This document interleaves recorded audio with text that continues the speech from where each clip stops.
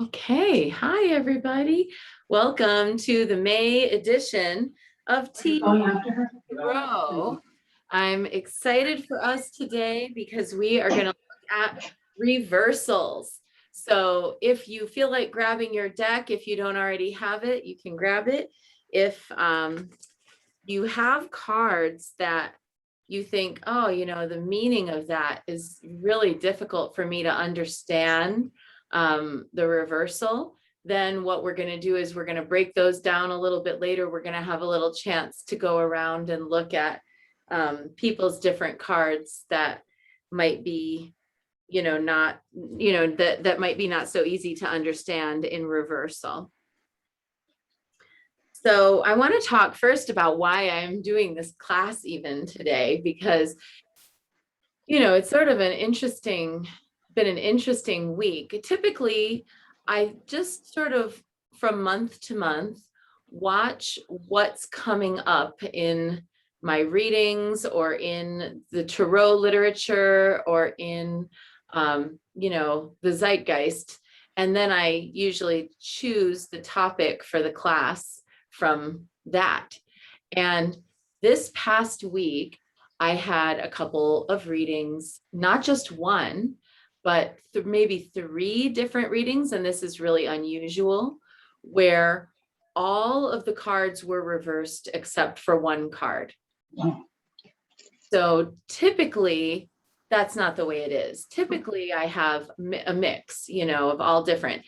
But that particular phenomenon of having all reversals except for one, that phenomenon is something that happens, from time to time, and it has particular meanings to me when I see that.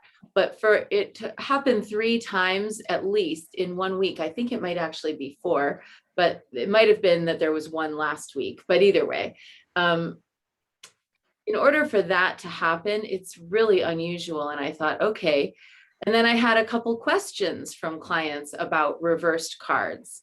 I'm starting doing in-person readings again on Saturdays at my shop. And so I've now been starting to see some people who are sitting across from me and they're looking at the cards with me. And a couple of them pointed out and asked, like, hey, what's that mean that that's upside down? So I thought, okay, well, I guess we're here to talk about reversals. So first and foremost, I wanted to just say there's been, over my entire time of reading tarot, a kind of interesting ongoing debate about reversals. There are people who read them. There are people who don't pay very much attention to them at all. There are people who absolutely will not read them. And there are also different decks that lend themselves more readily to the reading of reversals as opposed to reading them upright. And it's just inherent in the design of the deck. So anyone who's purchased a simple tarot book might see, that each card will have its usual meaning and then its reversed meaning. But there are decks that don't offer any kind of reversed meaning, mostly oracle decks. But there are some tarot decks where a reversal isn't necessarily built in to the meaning of the deck. And so, it's kind of like, to me, a case by case. There are some decks, and I'm just going to put everybody on mute. Here we go, so that I don't have background. Otherwise I get a little echo. There are some people who, like I said, really swear by, the meanings of reversals. And, I myself feel like it really depends on the reading, and it really depends on the question, and it really depends on the deck that I'm using. So I can't say that I universally read all reversals. And oh my gosh, Danielle, right now you've got this epic orb in your camera, just the way the light is, there's this like amazing orb. It's like a little spirit there with you. I just like, it was so bright. I noticed it. I was like, she's got an orb.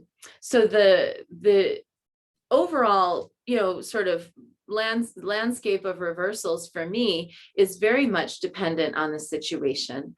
And in some cases, I will read a reversal, and in other cases, I just really won't. So I thought I'd just start with, what does a reversal actually mean? Different people over time have interpreted reversals in all manner of ways. Some people interpret a reversal as meaning the opposite of the card's original meaning.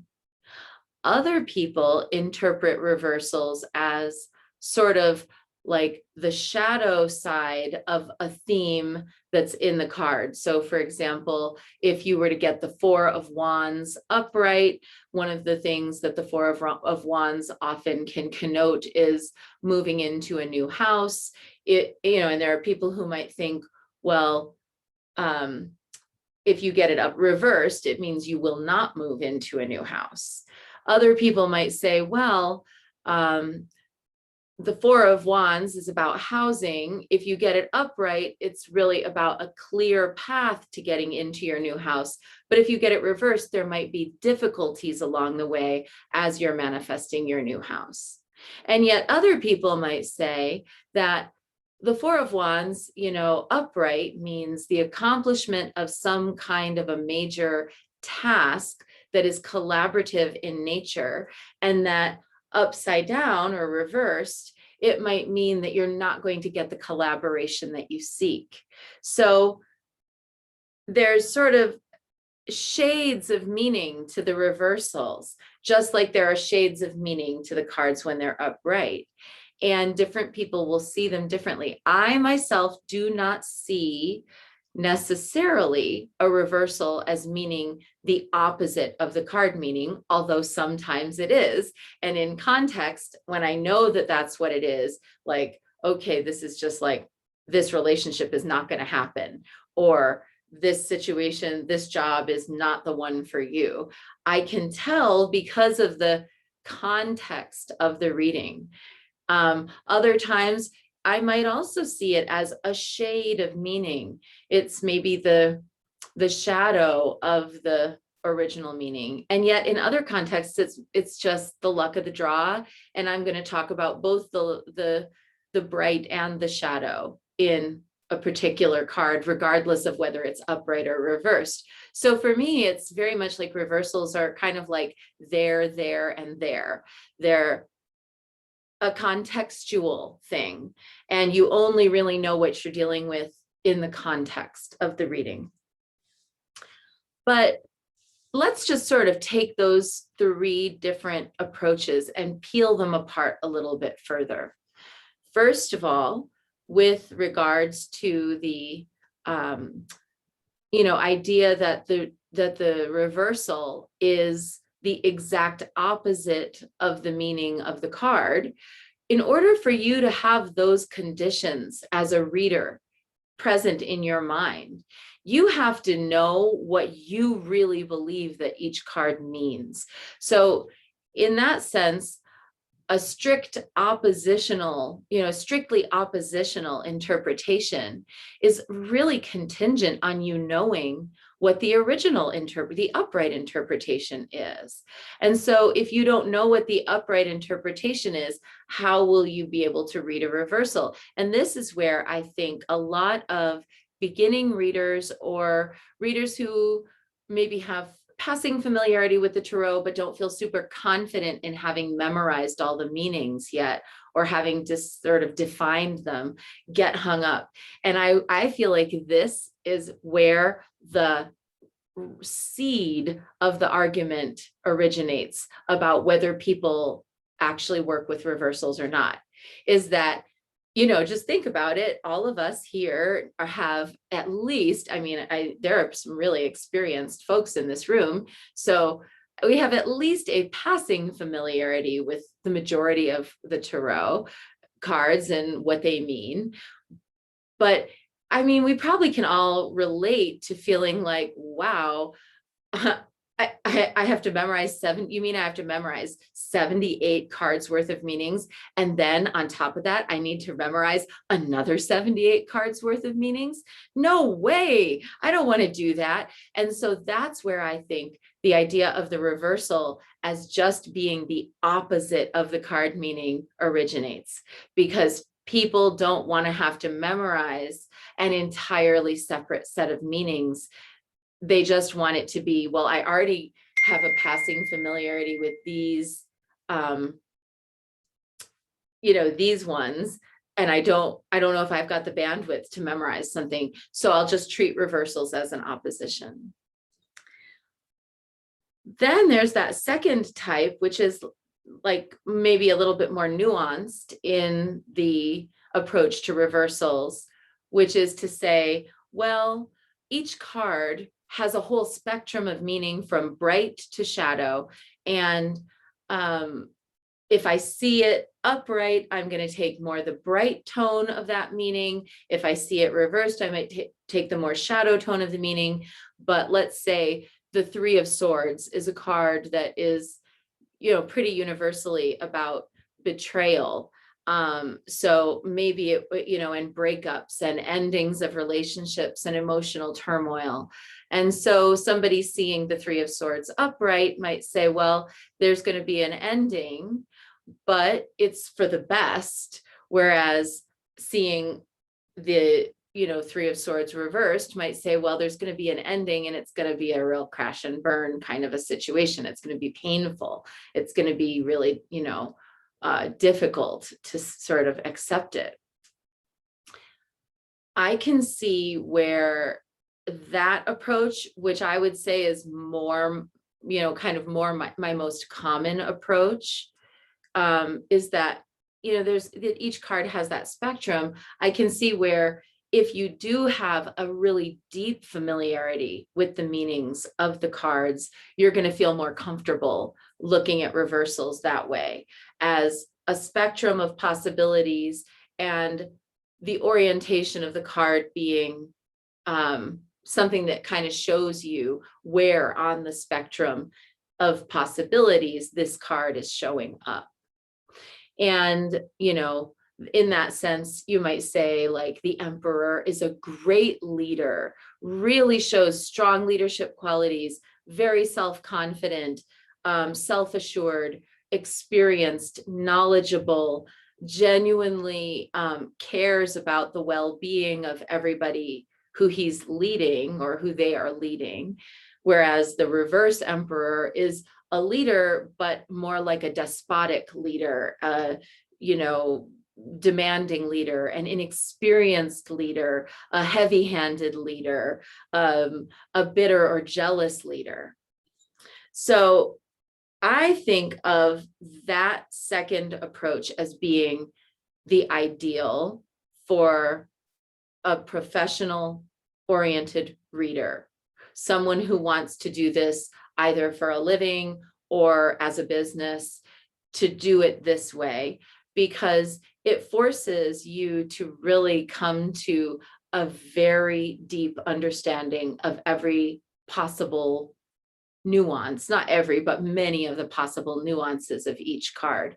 And it forces you to kind of further develop, and for those of you who have taken my Art of Tarot class, further develop that nuanced approach to your relationship with the cards, where you see the cards at play in your life and in the world and in situations that you encounter. And so you have the anecdotal basis in your mind of what a card might mean. I've in the past referred to the Tower card as, being that's one scene from the Lord of the Rings where the steward of Gondor runs in flames, screaming off the cliff, and thus brings to an end a despotic rulership, making way for the true king to take his throne. To me, that would be like a positive reading of the Tower, that something that needs to come to an end is going to come to its end, and you basically just have to stand back and let it come to an end.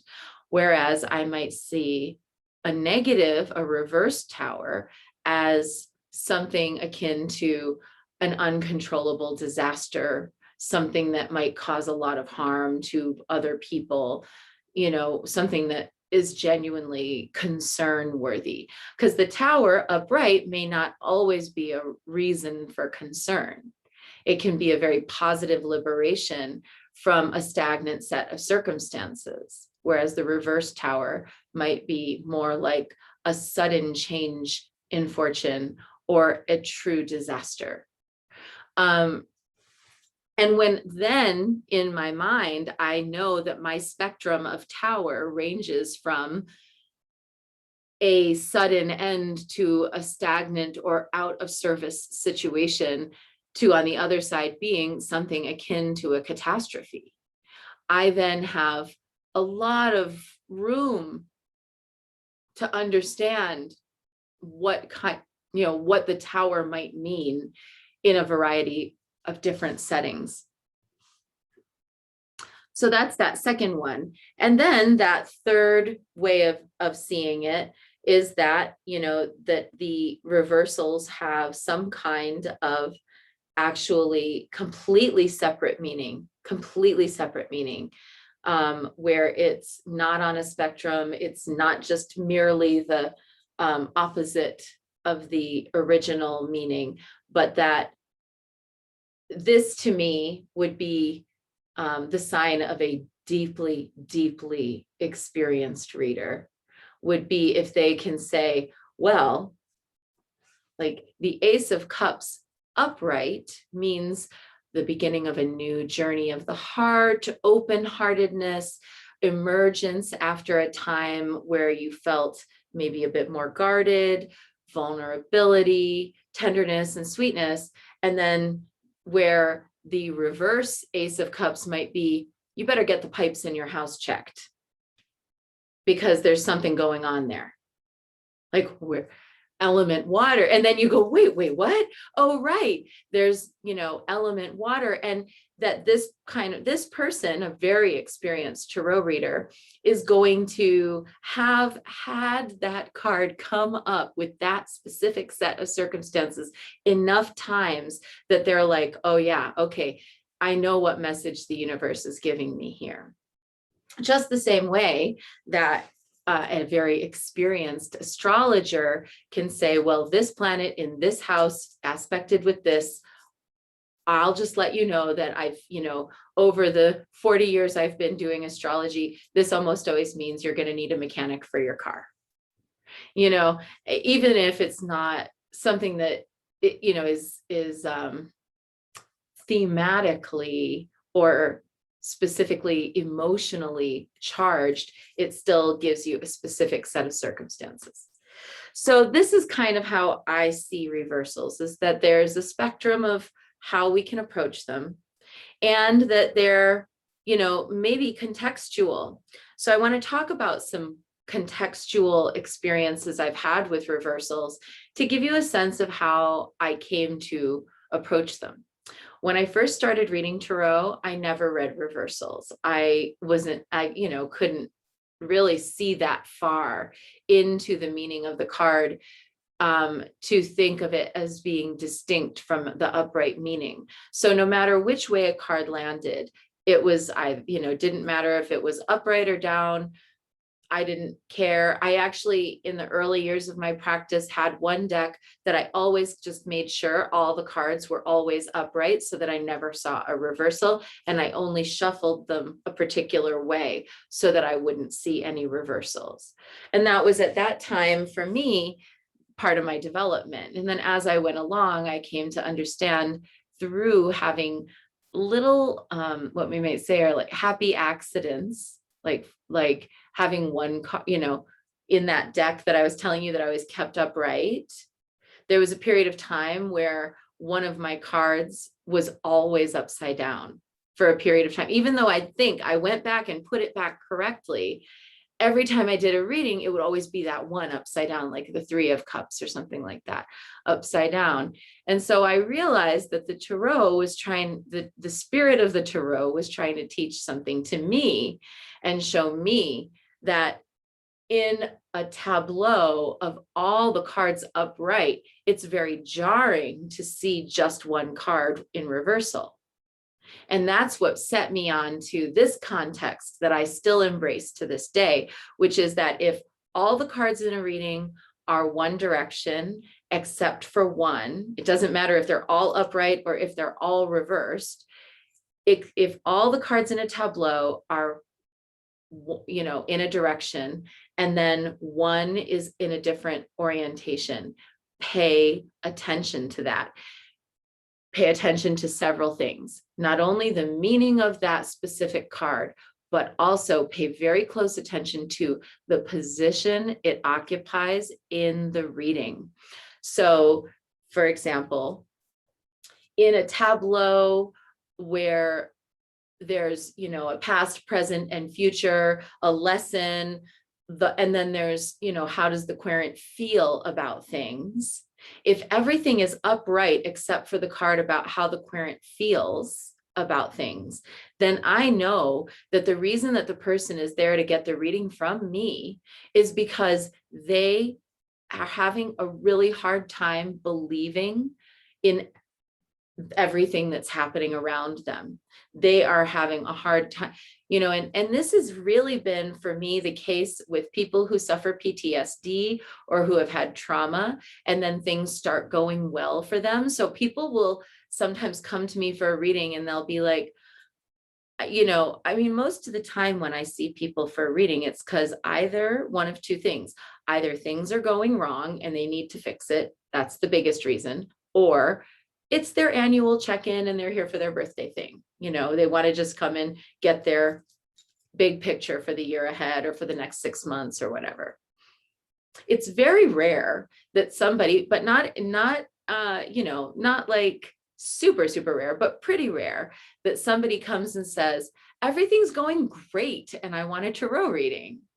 But the people who do come and say to me, everything is going great and I want a tarot reading, I'd say 8 times out of 10, it's because they've had so many times in their life where things did not go great, that when things are going great, it's very difficult for them to believe that it's going great. And it's very difficult for them to relax into things going great. And what they really need is someone to tell them on the outside, no, really, it is as great as it seems. You don't have to worry. The past is not coming back. It's never going to be that way again. You've come over that hill. So a reversal of one card in a reading where it's in an emotional position or a very vulnerable position for the querent might indicate this is a person who is having one experience in their life, but on the inside feels like the experience is very different. They don't feel the same about the experience as what's actually happening. If the reversal is in the past, let's say we've got a past, present, future tableau. If in the past, that's where we see the reversal, then I might note, you've just come out of a time where it felt like things would not get better, or where it was feeling really hopeless, or things were looking pretty grim. And then you've experienced a massive turnaround. And now it's time to kind of go forward with this. And sometimes that's the thing that I need to explain. Sometimes if the reversal is in a future position and the rest of the cards are, upright, I might note, okay, this person has plans, dreams, and goals, and they're very specific, and they really they're taking the steps to make things go the way they want them to. And things are not going to go exactly the way they want them to, but it doesn't mean that it won't be successful. It just means it won't go according to plan. And My general interpretation of all reversals is that when you get one, it means expect the unexpected. There's more to be glimpsed here than we are going to be able to see in this reading, or there's more going on under the surface than you're aware of. Go scratch the surface and see what's there. And sometimes it will mean that I'll throw a couple more clarifying cards. Like I usually do 3, 1, 2, 3 more clarifying cards on top of the reversal, so that we can get a deeper look. In a relationship reading where I'm looking at the querent, another person, what's working in their favor, what's not working, what's going to be the outcome, and what does the querent need to do in order to move forward with the relationship, or to heal it, or to end it, or whatever. If all the cards are upright and the querent is reversed, I don't think that the querent has a clear view of the relationship. And if it's the partner who's reversed and everything else is upright, then there's something energetically out of alignment between the querent and the partner, to where it doesn't mean that it's going to disturb the surface of life. The surface of life is still going on. They might still be going on dates. They might be still making plans. They might still be doing their activities, but that there's something going on with that person, that partner, that needs to be further explored. And that potentially the querent is going to be the one who helps their partner to release something or to bring something to the surface. And that the reason that they're there, even though the querent thinks that they're there to find out, is this relationship like going to work? Like, it seems like it's going fine, but I don't know. Yeah, no, it is going fine, but you've got some spiritual work here to do to help your partner get to your same level, or to help your partner get to a more vulnerable place where they can admit or talk about their feelings, or talk about what's not working for them. So these are a couple different examples of, kind of ways you can look at it if you're looking at a tableau and just one card is in reversal. And I do really note that. The same is also true if you do a tableau and all the cards are in reversal except for one. In that case, once again, you're going to look contextually. Where is that upright card? One of the readings that I did last week was almost all reversals except for the action card. And the action card was upright. And I was able to say to the querent, I know everything feels like it's all at 6s and 7s. I know it's been crazy. I know it's been such a hard time. I know there's still more for you to go. You're going to have to deal with a little more. We have at least got a Mercury retrograde coming up, so you're going to have to deal with a little more difficulty. But when you do this action, it will become the turning point in the situation. So your action is going to be what sets things to rights. And when you come back and see me in a couple months or however long, I bet that this will be very different. The landscape of your life will be very different. In fact, I would almost say it will be complete turnaround from where it's been. So that was what I was able to say to that querent. So when there's all reversals, okay, there's a couple possibilities. One is that things are just going really hard for this querent. That's a true possibility. Second, that the querent is operating according to one set of plans or principles, but that there's big information missing that's going to be a game changer when it's revealed, and that we're not going to necessarily know what that is in this reading. And that sometimes is the case. And then the other thing is that things are about to turn around, and you're in that darkest hour just before dawn, and you are going to have to do something to make it change. But once you take this action, it will open this door for you, and the things will start to shift. So there's some of the ways when I see just one card in reversal. Other times in readings where it's a mishmash of cards, like out of a 9-card reading, there's 3 that are in reverse and 6 that are upright. I might not actually look at the reversals too closely in a reading like that. It's kind of like, okay, I'm just going to instead look at it more through the spectrum of meaning. So, 3 of Pentacles is opportunity. Reverse 3 of Pentacles might mean there are opportunities coming, but they're going to be slower, or you might not see them all at once, or you might not feel like you have a lot of choices of opportunities, but just take what comes up for you. And especially with a reverse 3 of Pentacles, I might say, look for an opportunity that appears unexpectedly out of the blue, one that you didn't see coming, because expect the unexpected. So when I have a mishmash of cards with reversals, it's usually not as big of a deal. It's usually more of just the spectrum. Over the years, a few different cards have shown themselves to me, like to be, in reversal, to have, very specific meanings. And when we go through the cards in a few minutes, I'm going to share some of those.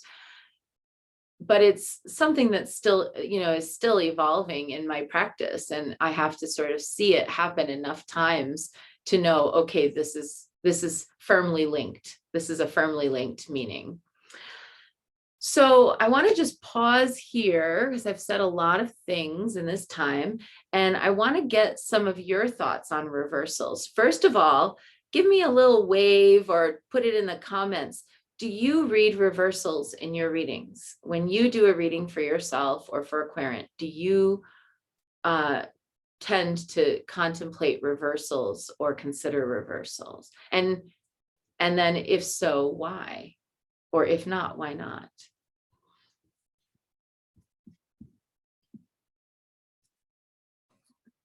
I'm a super newbie, so I guess I'm only triggered to think of reversals if it's in the meaning or the sort of definition of the card. Mm-hmm. And I guess I just don't. That's really my only indication to think of it. Yeah, you kind of haven't had the time yet for them to establish themselves as, having an independent identity, right? But that'll come with time, absolutely. And then in our chat, Tara says, I didn't used to because I was scared of them. And Christina says, I still have all my cards face up, but occasionally the reversal does slip in. Well, that's exactly how it started with me, is that no matter how vigilant I was at trying to keep those cards face up, it would still occasionally get a reversal. Maribeth says, I was trained to read reversals.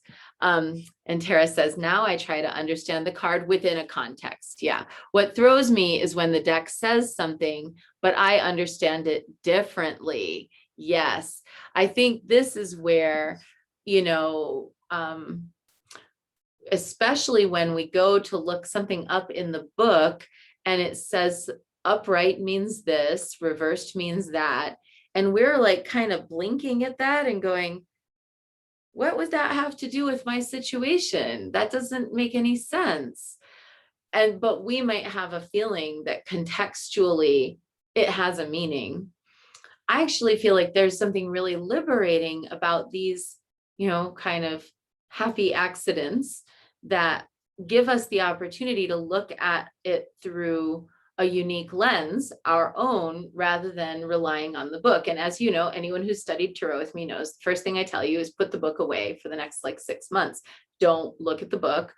Start just looking at the images and feeling your feelings and making those connections, because the images are there not just to be like a pretty focal point, but they're there to elucidate a particular intuitive response. And sometimes our intuition in our, psychically cluttered world isn't super clear and we don't feel super trusting of it, but our emotions will lead us into that intuition if we allow them. So if we look at something and we get that aversion, ooh, I don't like that picture, I don't like how that looks. With my querents, I'll often hold up, I don't know, see if I can find one. There's nothing really bad looking in this deck, but like here, yeah, here's my tower card, I'll just say to the client, you don't have to be a tarot reader to look at this and know, something's going on. This is not like a normal moment, right? So when, when you're kind of trying to figure it out, the meanings of the cards, one of the most important things that you can do is to give yourself permission to know what you know, to obey that inner knowing. Thank you so much. And to allow that inner knowing to take precedence over what the book might say. And I think, we're really well trained to look outside of ourselves for that sense of authority. In our world, we're really, pretty well conditioned to read the guidebook. But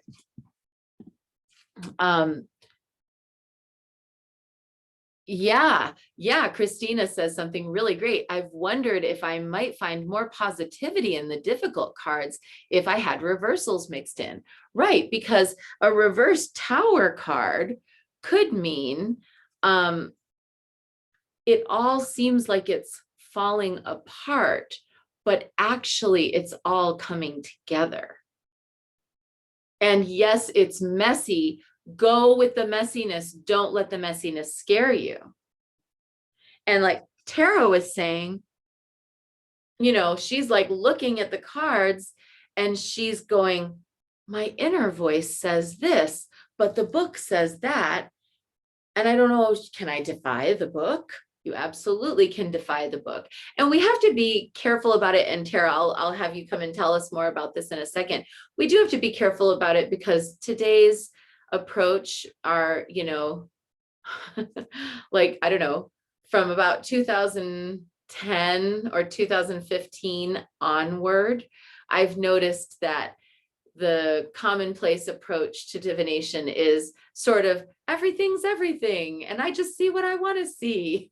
And if you watch enough tarot videos on YouTube or TikTok, you're going to see a whole lot of people who are like, this usually means this, but whatever. But we can't like throw that entire thing out. At the same time, we do need to know when to defy the body of conventional wisdom and allow for a unique interpretation. So a page of swords reversed, where I see a page of swords, this is like such a, dated thing for our times, but like maybe someone says to me, I've been really worried about my kid with the, learning from home with the coronavirus. I've been really worried, like, are they getting the most out of their education? And I get that page of swords card upright and I'm like, yeah, you know what? Your kid's smart, school, they're good at school. They're actually like, would be able to do their 6 hours worth of work in 2 hours because they're a quick little study. Don't worry about it. They're fine. If they want to play video games the rest of the day, like we're all just doing the best we can. Go ahead. But if I got the page of swords reversed, I might say, yes, your child is struggling. But contextually, I might also say, your child is fine with online learning, but it looks like your internet connection or the computer they're learning on doesn't work properly. How would you know that? We've got terrible internet here. So, but because a nouveau interpretation of the suit of swords is technology, not just thought and wisdom and inspiration, but also the methods by which we communicate, which means the internet. I think of the swords as the suit of the internet. Then I can see more windows in. And I think you're absolutely right, Christina, that you could look at a death card or a tower card or a 9 of swords card, and the conventional meaning of the 9 of swords is like all this stuff that scares you isn't actually going to be able to hurt you, but it will scare you.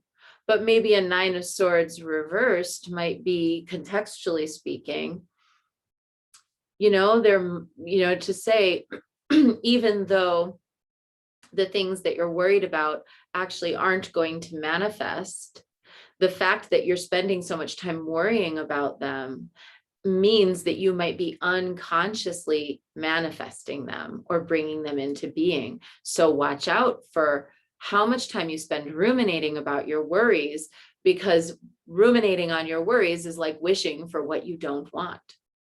Right? So Tara, go ahead. You had a hand before, so let's hear what you had to say. Yeah, what I was going to say before, but I'll preface it with something that came up after, just very quickly. Repetition is something that is also gathering my attention.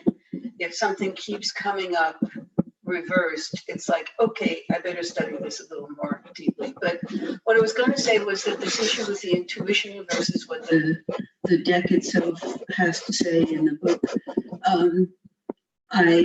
Since I took your class, I've been working to under pretty much all circumstances, look at the cards for quite a while before I'll go and check something in the book.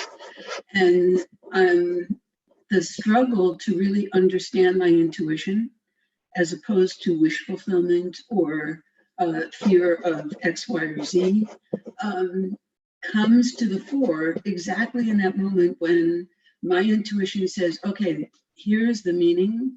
And then I look at the book and it's like, it's completely different and it's worse. Or, you may not want this person to do that, or you may not really want to have that, but it's coming, or something like that.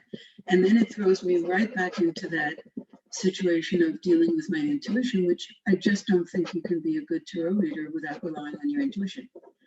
So it's a bit of a conundrum. It is a conundrum, because I really appreciate your position on that, how, one might go to the book as a way to dispel wishful thinking. And that, sometimes the book is like really calling you out and you're just like, oh, I don't want that. I don't want to hear that. But I do think that that's actually the way you're describing doing it, where you start to notice repetition, or you start to notice something's really demanding your attention. I think that is a path inward into having the reliable intuition. And I think that sometimes our wishful thinking about a particular card, how it shows up in a reading, is it is something that we have to learn to dispel. So I do think that for you, and again, this is very individual, but it sounds like for you, because reversals scare you, because you've resisted them, because you do still feel like, even though you're working on relying more on your intuition, you do still feel like the book might have value as a kind of a measure, of your own intuition's correctness. I would say you are the perfect candidate to start really paying attention to reversals, because then the reversals will start to teach you when your intuition is just wishful thinking versus when your intuition is real intuition. And you could have a deal. You could make a deal with your cards. You could say to them, listen, I'm on this journey of learning to trust my intuition. And that means that you and I are spending a lot of time together, and we are going to be doing a lot of readings. And in order for me to be able to learn what I'm meant to learn, and for you to be able to do the job you're meant to do, I really need you to show me reversals in a way that I cannot possibly misunderstand them.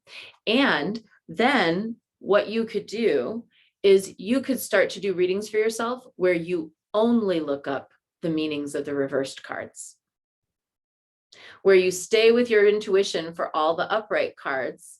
And you say this, when a card appears upright, it means that I'm going to be able to trust my intuition. And if a card appears reversed, it means I should go look at the book, because there might be something there that my subconscious mind is trying to push away. You can make an agreement with your cards that this is how it will be, and then enact that agreement. And you'll maybe find it to be useful as a way of peeling your grip off the book and trusting your intuition more and useful insofar as confronting wishful thinking, which I think for every reader, you're absolutely right. Every reader really needs to confront that in order to be a good reader. And we really need to learn to tune into our intuition, you know. You know, and there's phases to that, and I'm sure everyone's different, but my own phases of that tend to sort of swing from like everything's great over to I'm a salty old sea hag who thinks everything's bollocks. And you know, then it's like, no, that man isn't good enough for you, and no, that job isn't good, and you deserve better, and stop, you know, that. And I have to not do that too. When my inner, you know, my inner raging sea hag just wants to, you know, tear everything down, I have to not do that. She's gotten worse with perimenopause, I'll tell you. But over here, there's also my like little fairy princess who's just like, oh, it's just like all divinely perfect. Yay. You know, and I, you know, we all have our kind of spectrum of who we are as readers.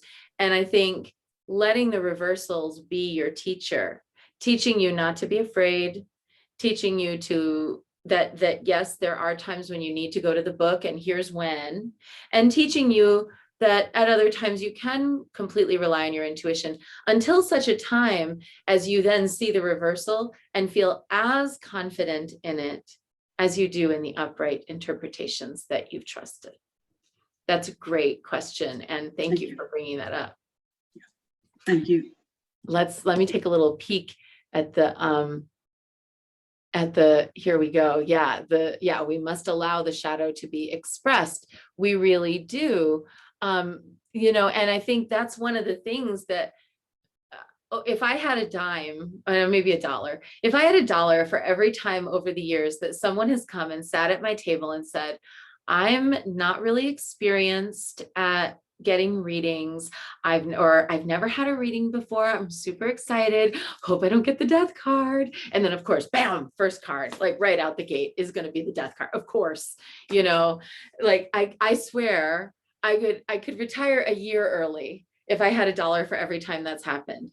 When somebody says it to me, I'm almost like, don't say it. Like, shh, they're listening. The death card's gonna come up now, you know. So but you know, the death card is not inherently a bad card. And as I've mentioned in past classes, I myself only see the death card representing an actual physical death if it appears upright, surrounded by swords. That's been reliable for me. If the death card appears upright and surrounded by swords, and not sort of like all positive swords, but like more negative swords, like the 9 of swords, the 10 of swords, or specifically the Queen of Swords reversed.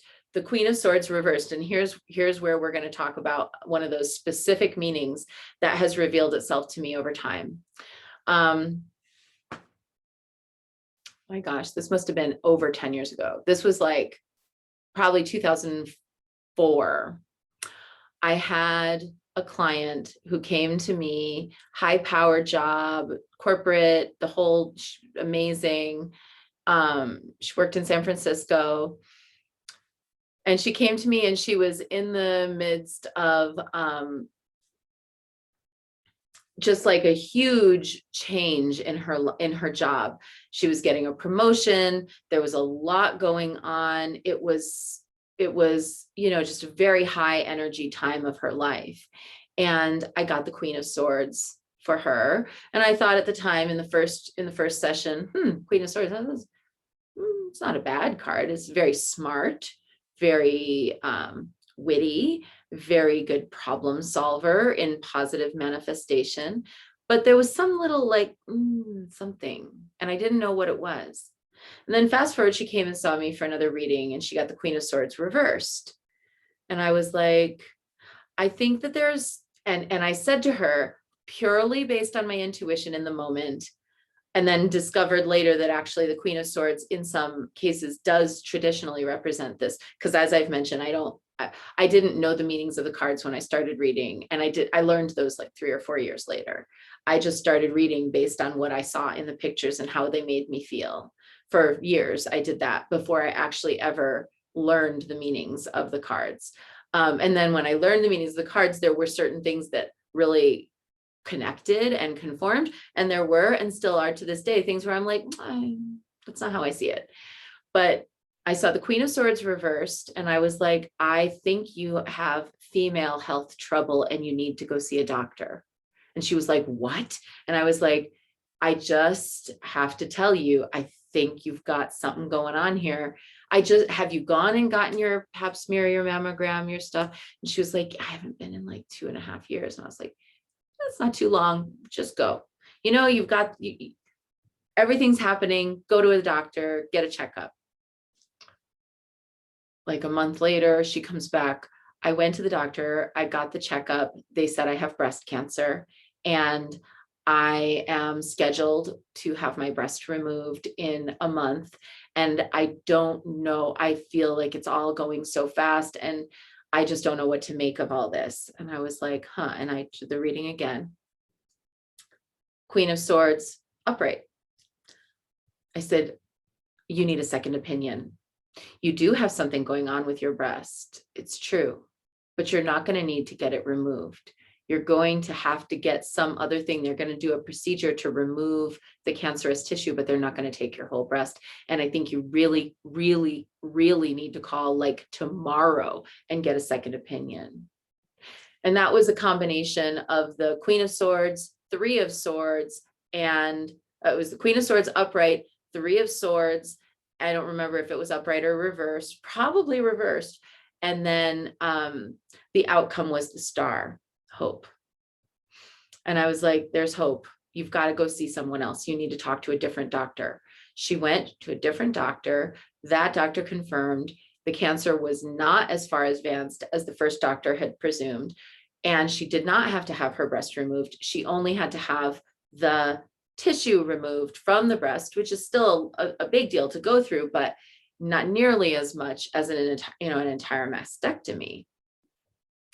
And then, so that was 3 readings in a row where we got the Queen of Swords in various different orientations.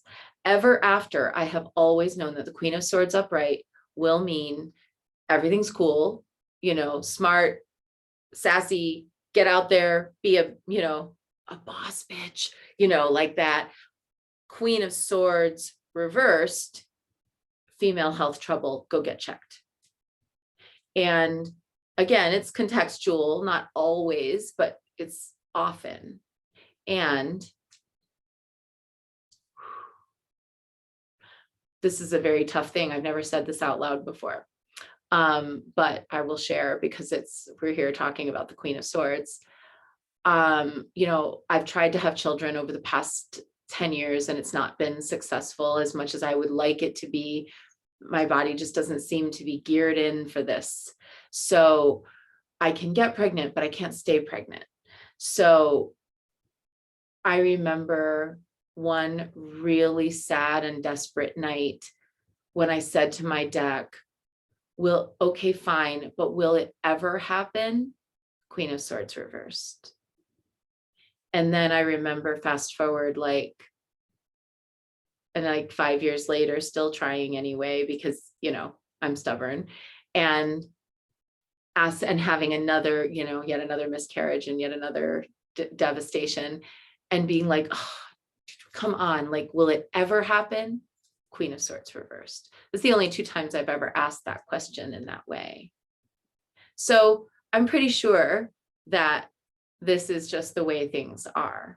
And most old witches know this too. When I tell them this, they look at me and they're like, yeah, it's not going to happen for you, but we love you and you do amazing other things and you're a mother to so many people.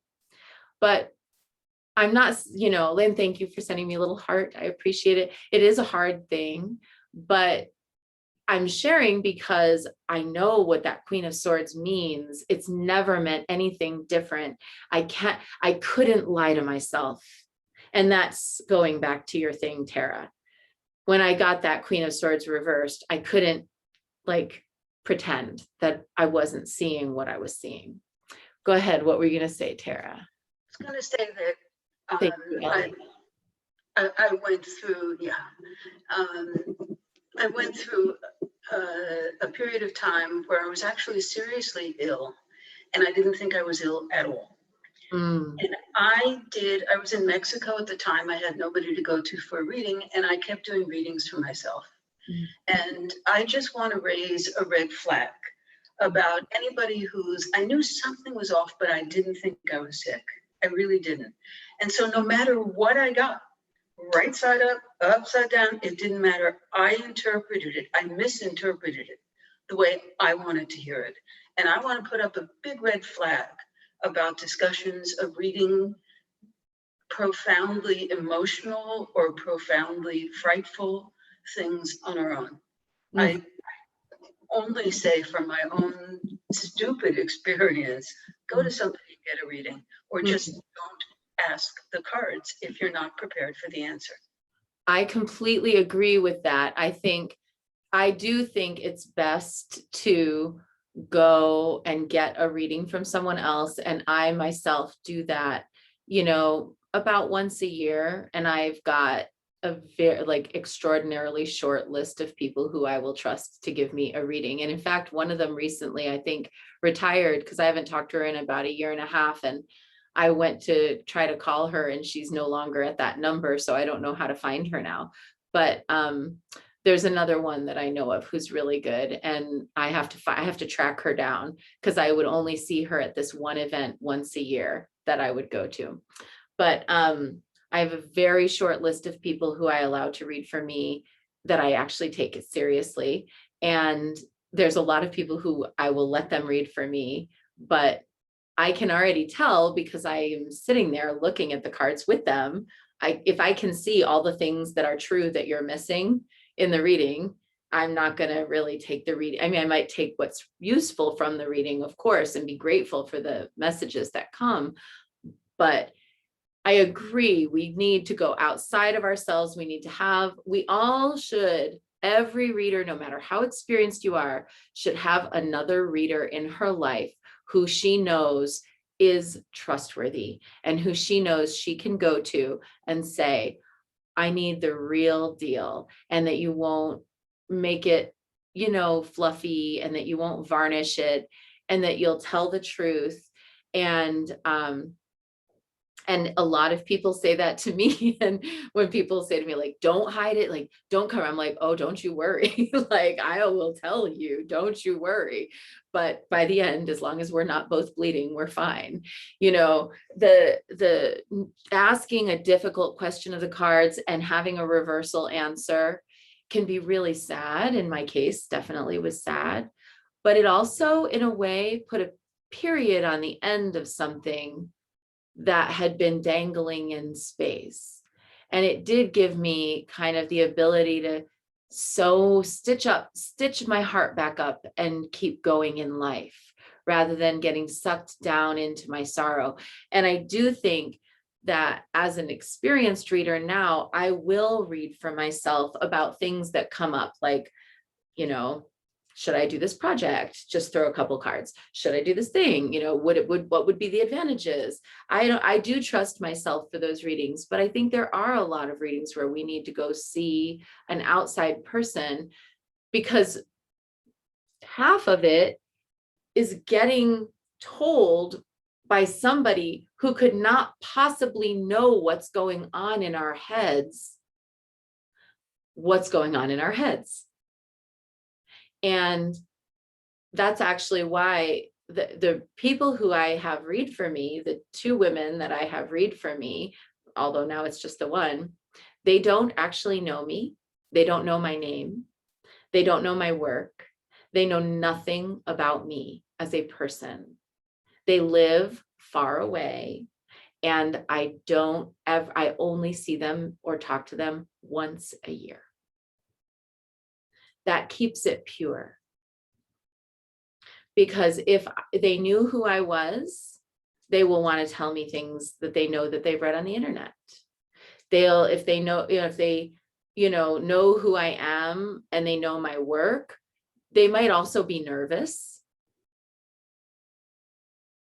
And when people come and sit down in front of me to get a reading, sometimes they'll say, well, I'm also a reader. And I'm like, great, put all of that aside, because what we're about to do here, I'm in the driver's seat. Buckle up, here we go.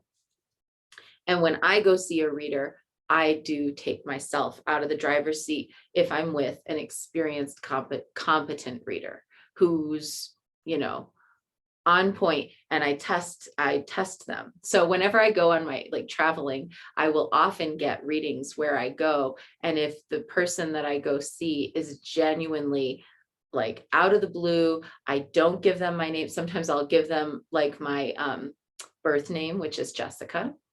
I'm Jessica and I'd like a reading. And, the name Jessica, you can't get anything from it. It's just whoosh, there's 1,000 million Jessicas. I'm just another one. So if that woman or man who I read, there was one man in Salem I used to go to, he's no longer there. The other woman in Salem that I went to, she's the one who recently retired. This other woman, I don't actually know where she lives, but I would see her only at this one event. I have to go track her down. And there was one woman in Mexico City who gave me the reading of my freaking life. And she used the entire deck because she was doing this Mexican style spread where she laid out 9 or 12 cards, and she dealt every single card in the deck onto those piles. And then she just read those piles, and then she read each pile. It was really fascinating. I'd never seen this approach before. And she read me up and down. And then at the end of that reading, she gave me her business card, and she is also a daughter of Oshun. She had a big picture of Oshun on her business card. And I was just I was shook, to say the least. I was shook. It took me a whole day to recover from that reading. So I digress, but I think you're right. And we do need to go outside, especially for things, if we're gonna do something that's a big question, we should go get another opinion from another reader, not just always ourselves. Okay, so let's now just take a little bit of time. We've got a little time left here. Go ahead and pull out, are there any cards in your deck that you're if this came up as a reversal, I literally would have no idea what it meant? Feel free to take a minute, deal out your deck. That's what I'm going to do. I'm going to just deal out my deck. And I'm going to pull a couple out that I'm oh yeah, that one, if that was upside down, what the heck does that mean?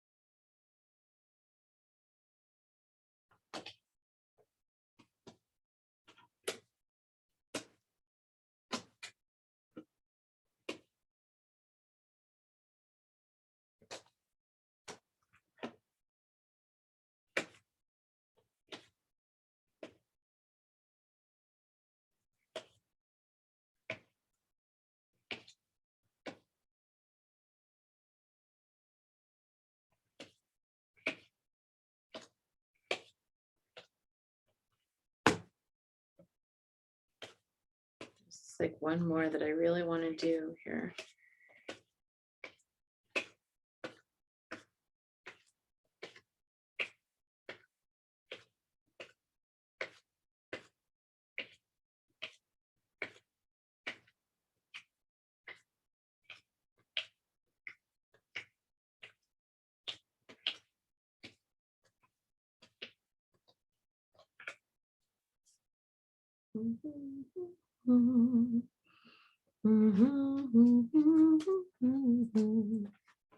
Okay, so go ahead if you've got a card or two, you can type it into the chat and we'll break them down. Okay, see you later. Kathy just sent and saying her internet connection is toast, but she can see the rest of it on a video later.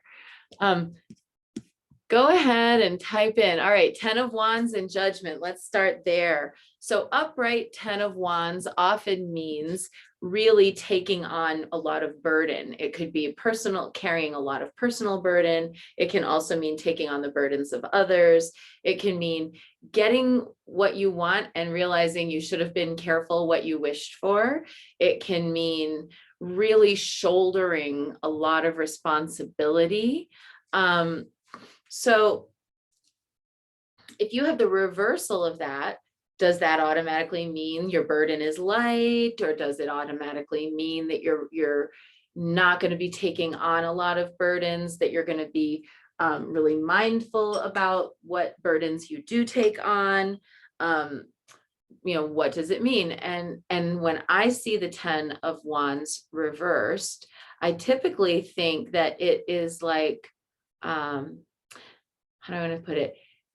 You know how sometimes like on a certain, like sometimes in our lives, we could take some on a big challenge and feel really strong and really good about it and be like, yes, I did it. And other times, just like, I don't know, getting the library books back to the library seems like it's like overwhelming. So, 10 of Wands reversed to me is that second feeling. It's that potentially, given the context, there might be a context in the reading that shows that there's a tendency toward depression or a tendency toward, overcommitment, like a 7 of Cups upright next to a reverse 10 of Wands would be like you get paralyzed in the face of, like a 7 of Cups upright with a reverse 10 of Wands would mean you have so many choices and so many possibilities, and you don't have good function around selecting which ones to take on, and then you end up taking on more than you can do.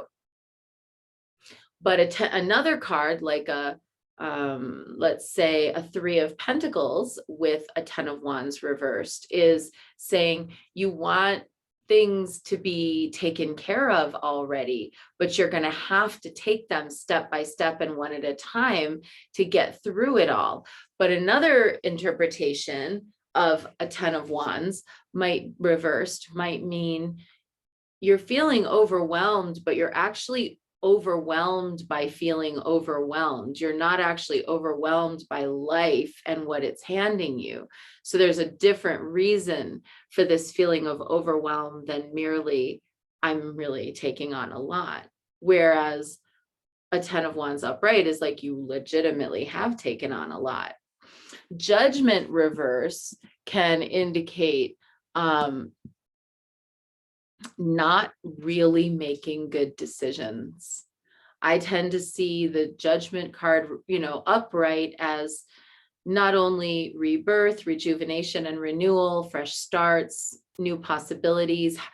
I also see the Judgment card as having learned from experience and having a good sense, or a kind of a good sense of discernment around what choices you're making. Whereas the Judgment card reversed, especially like in a relationship reading, would be a big red flag for me. Like maybe you're not really letting yourself see the things that aren't working here. Or is it possible that you're making too much commitment too soon? A Judgment card reversed in a work-related reading might be you are not making well-informed or conscientious decisions, or you are subject, depending on the context, to someone else's ill-informed decisions, and you get saddled with the burden of someone else's ill-informed decisions. So that's sort of the way I see those two, 10 of Wands and Judgment. On the High Priestess and Hermit, interestingly, I feel like the high priestess and the hermit are more alike than the high priestess and the hierophant. And in the tarot, I would partner like, sort of like the emperor and the empress. I actually think that the magician and the hierophant have more in common, and the high priestess and the hermit have more in common than what would normally be the binary that's set up in the tarot of the high priestess and hierophant, the papess and the pope. I don't see them as parallel. I think of the high priestess and the hermit as both representing the inward journey, whereas the magician and the hierophant are both more about how things happen in the world, with the magician being more like, depending on the context, more like the performer, showman, charlatan, and the hierophant being more like the actual religious lineage. And so, like, in that kind of a context, like your magician card might be somebody confidently coming up and being like, I'm going to eliminate negative entities from your space. And the hierophant being able to be like, you have a negative entity attached to you, and it's going to take us a series of procedures to remove it.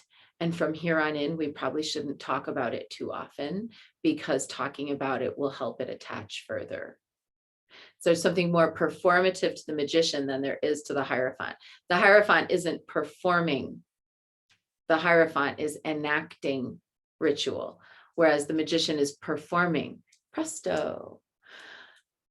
So to get to your high priestess and hermit, if you look at them in parallel, it's the inward journey and the inner authority.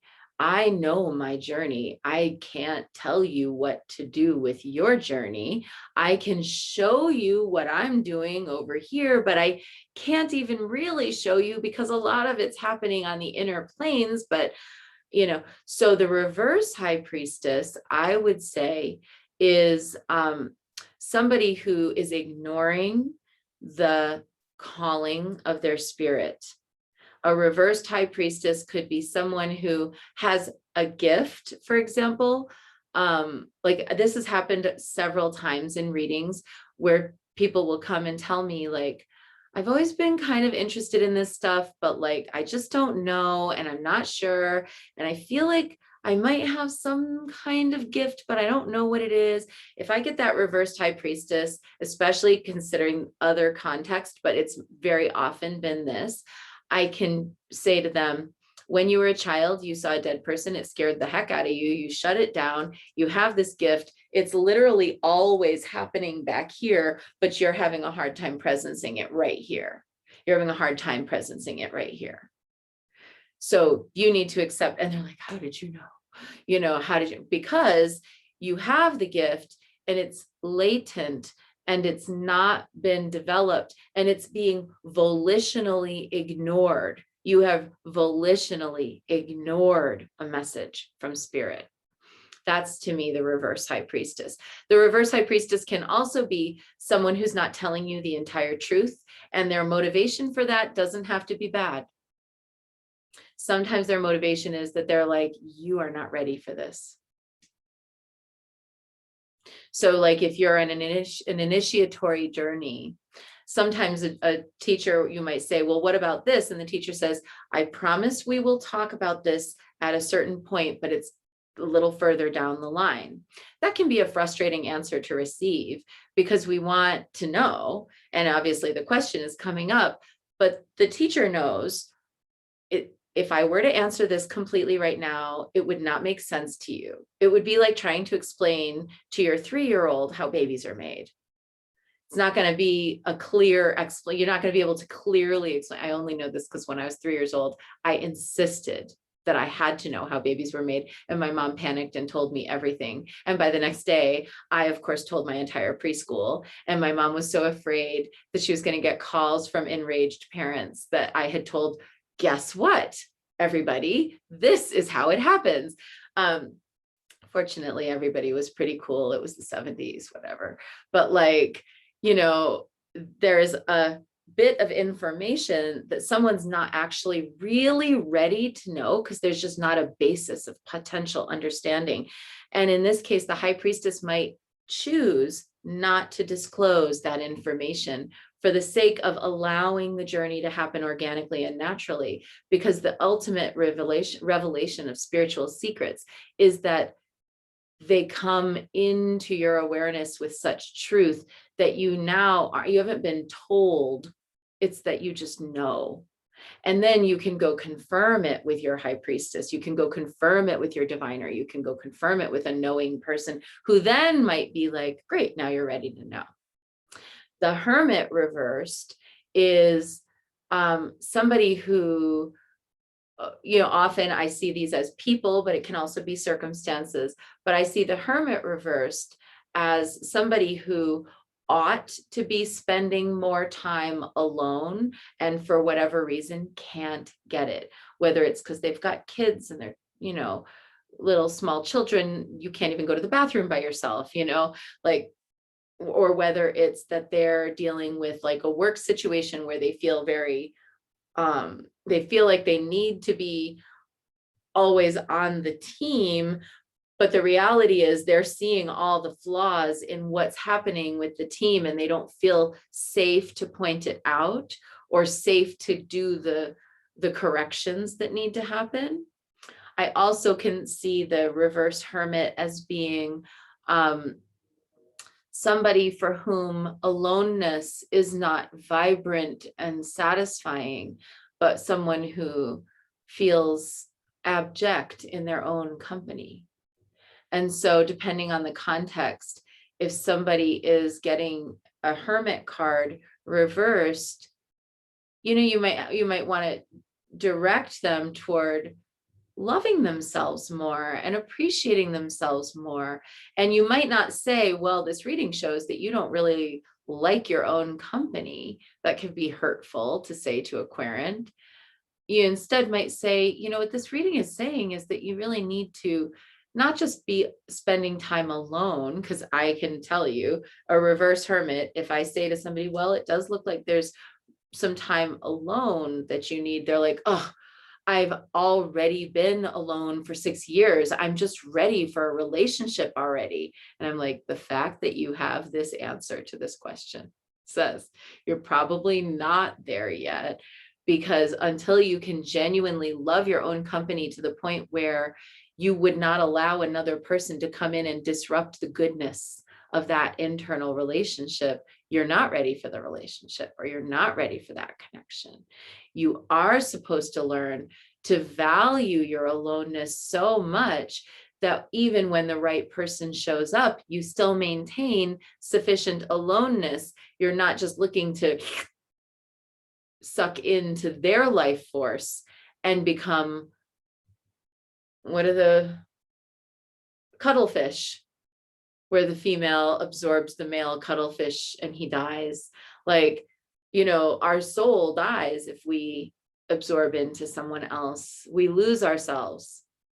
So that's how I'd see that reverse hermit, is somebody who probably doesn't want to be alone, but probably still has more work to do being alone in order to be prepared to have the closeness that they genuinely want to have without losing themselves in it. So these, and Danielle says, all of these cards I pulled in the past week and and all were reversed.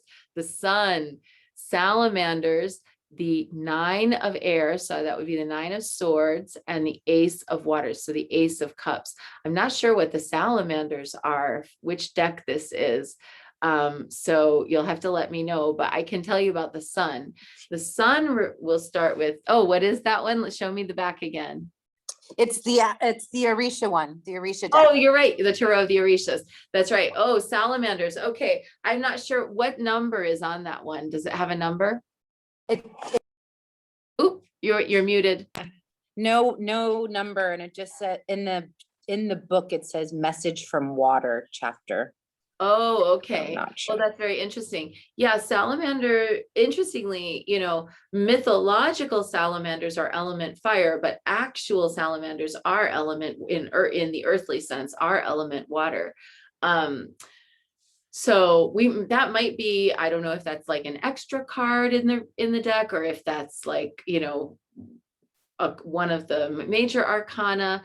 But let's address the other three for sure. The sun reverse. So one of the meanings of the sun upright can be pregnancy and children.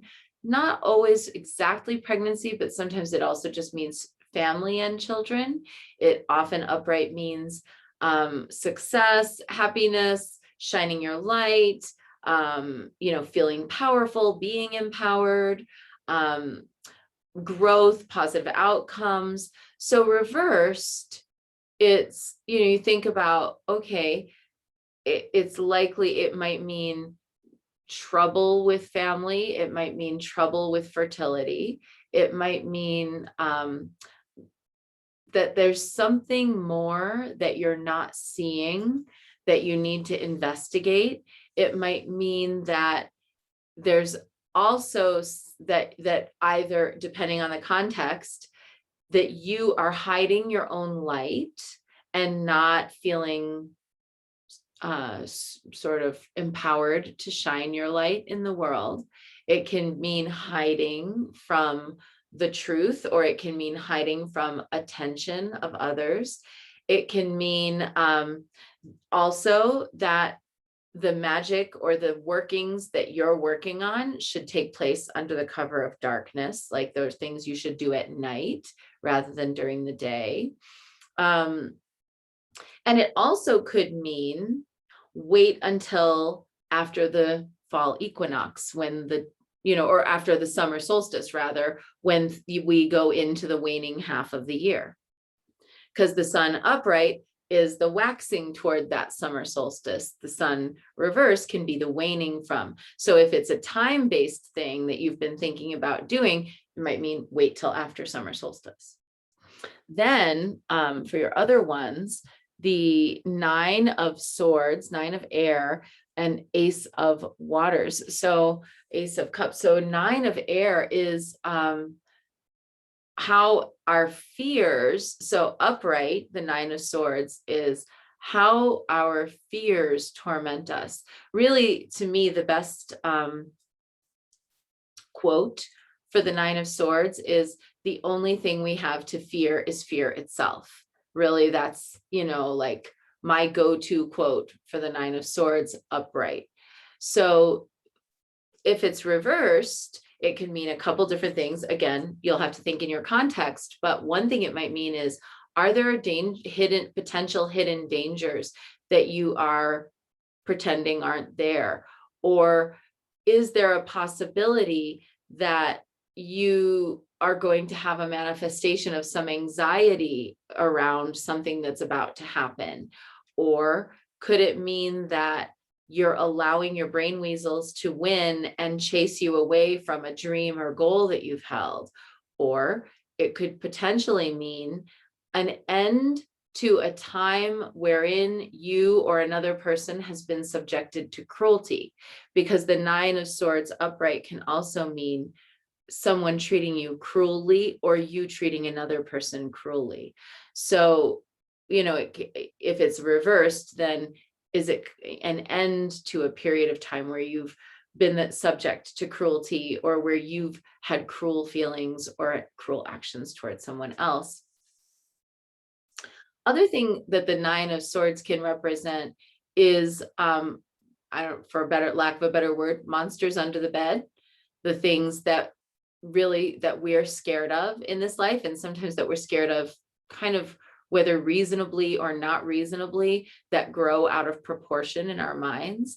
And so a reversal of that might be that it's, bringing to an end a time of anxiety over the monsters under the bed, whatever those things are, or dealing at a subconscious level with one's fears. Because at a conscious level, we often can conquer our fears. Think about any number of times in your life where you were like, I am super scared, but I'm doing it anyway. But reverse 9 of swords, could mean that we're going to conquer, like we no longer have that fear. It could also mean that subconscious fears are dictating more strongly than our conscious courage. So be cautious about manifesting what you don't want. Ace of Waters, Ace of Cups is the beginning of a heart's journey, vulnerability, openness, ready to have there be greater flow in your life, taking time for self-care, the power of one, just one person's love can change the world. So reversed, it might mean things like, inappropriate vulnerability, maybe TMI and oversharing, or it could mean sense of throwing caution to the winds when one is connecting with others, and volitionally ignoring warning signs that it's not safe to be vulnerable. It can mean a larger sense of anxiety about our heart's well-being. I would also say, with a reverse Ace of Waters or Ace of Cups, that it can represent kind of the sense of like the one that got away, or ruminating on the past, thinking about things that didn't work out, and again, subconsciously or unconsciously clinging to stories of failure, particularly in relationships, rather than being open to a completely different plot line for your next relationship or the ones that are around you now. That one gave you a little smile. I got a little wry smile out of you for that one. So I hope that's helpful. Those were all awesome. And I just wanted to call out, when you brought up the reverse sun, that came with the two of earth. I'm not sure what that would represent. Uh-huh. Yeah. So that they actually were very complementary. So thank you. Oh, That's awesome. perfect. Good. Yeah. Thank you. Thanks, Danielle. And then looks like we have two more, the Chariot and the Seven of Swords. Yes, those are a really good question. So the Chariot is the kind of all dressed up. I think of the Chariot as all dressed up and no place to go. I'm ready, but it's not happening yet, but it's going to happen pretty soon. I'm anticipating, I'm feeling kind of maybe pulled to do something, but I'm not sure what. The Chariot is like that raw power that instigates change, but it's not the change itself. It's the arising, in my experience, it's the arising of the impetus for change, or the arising of the impetus for action. But then the choice to take the action usually is a separate card.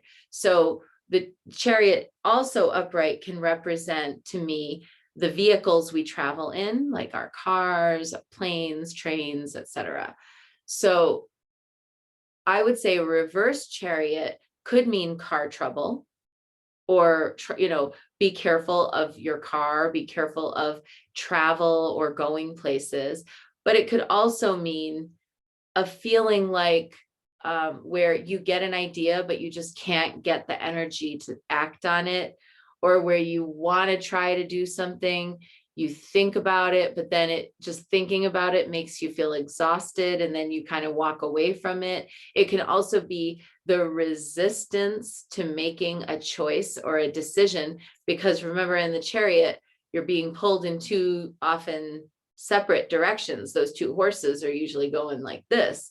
So sometimes it can mean like feeling stuck in that space of a decision and not knowing which to choose. And then the Seven of Swords, and the Seven of Swords was one of the ones that I had picked over here. The Seven of Swords, of course, upright can indicate deceit, can indicate lies, cheating, can indicate being taken advantage of, can indicate even like what we would sort of term harmless lies, things that otherwise should seem harmless, like oh yeah, I'm fine, you know.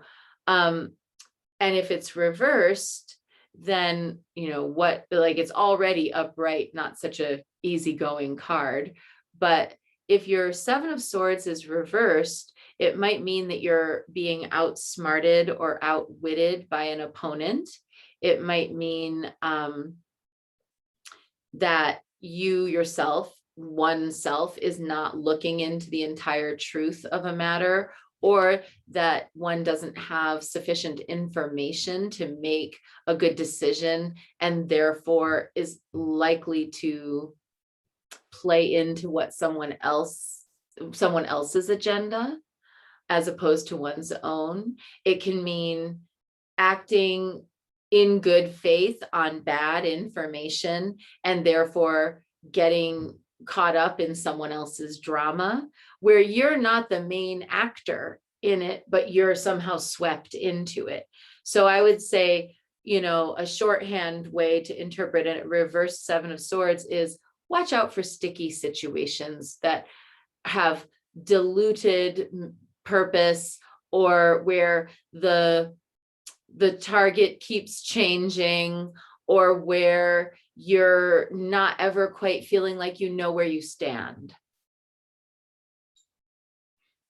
So that brings us to the end of this month's Tea and Tarot. I can't believe that we managed to spend an hour and a half on reversals alone. I was like wondering at the beginning, I was like, this is going to be a super short class today. Like, I don't even mean, like, what is there to say? Nope, here we go. So thank you all so much for coming and doing this together. It was really fun to be with you today. Remember that Tea and Tarot is every fourth Sunday at 4, and we'll be back next month. And I don't know yet what the topic will be, but I have no doubt that the cards will tell me. Take care, everyone. Have a great day. Bye. Thank you. Thank you so much.